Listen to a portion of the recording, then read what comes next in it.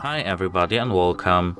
Today I have Technics AZ80 headphones and I'm going to show you how can you easily find your headphones.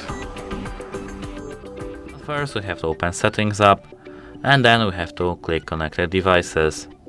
Now we have to click on this gear icon over here. Now we have to click Find Device.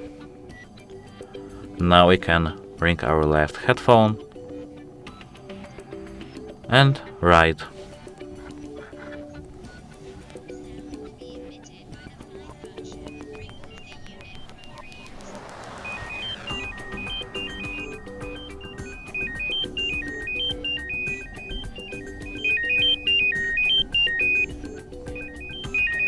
As you can see, it works perfectly fine.